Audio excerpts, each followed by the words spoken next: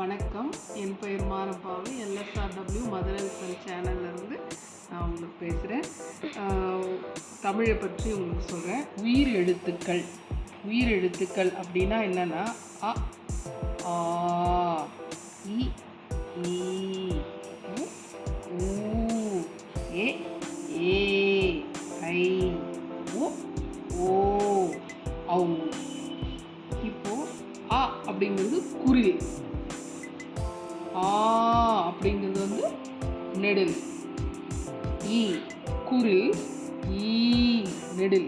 எதெல்லாம் நம்ம வந்து குறுகி ஷார்ட்டாக அப்படி சின்னதாக சொல்கிறோமோ அது குரில், நீட்டி சொல்கிறோமோ அது வந்து நெடில். சரிங்களா? இது எல்லாமே வந்து உயிர் எழுத்துக்கள் அப்படின்னு சொல்கிறோம். நம்ம அடுத்தது நம்ம மெய் எழுத்துக்களை பற்றி பார்க்க போகிறோம். இக், இங், இச், இஞ்ச், இட், இன், இத், இந்த், இப், இம், ஈ, இர், இல், இவ், இள், இல், இர், இன். இவை எல்லாமே வந்து மெய் எழுத்துக்கள். சரிங்களா? அடுத்தது இந்த உயிர் எழுத்துக்களும் இந்த மெய் எழுத்துக்களும் சேர்ந்தால் நமக்கு உயிர்மை எழுத்துக்கள் கிடைக்கும். எப்படி கிடைக்கும் அப்படிங்கிறது தான் இப்போ பார்க்க போகிறோம்.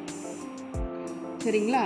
இப்போ வந்து ஆ கூட்டல் இக்கு. ஆங்கிறது உயிர் எழுத்து, இக்குங்கிறது மெய் எழுத்து.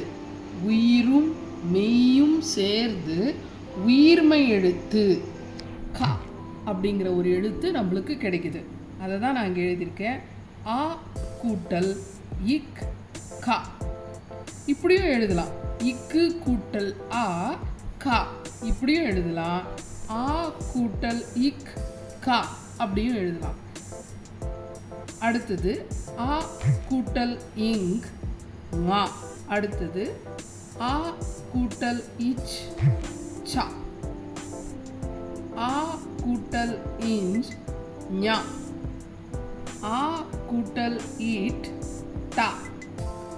ஆ கூட்டல் இன் ந. ஆ கூட்டல் இத் த. ஆ கூட்டல் இந்த் ந. ஆ கூட்டல் இப் ப. ஆ கூட்டல் இம் ம. ஆ கூட்டல் இ ய.